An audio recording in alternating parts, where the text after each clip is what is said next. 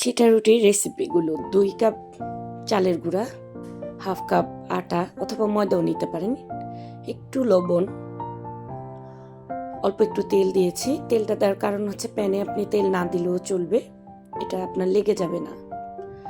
পানি পরিমাণ মতো, এবং হাত দিয়ে খুব ভালো করে যেন লাম্প না থাকে মিলাতে হবে।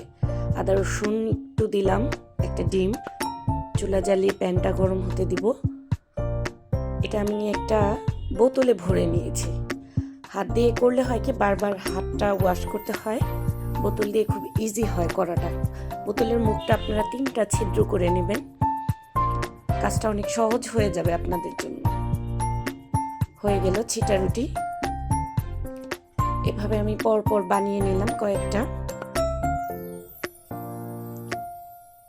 একটা হটপট বাটিতে আমি রেখে দিলাম এটা।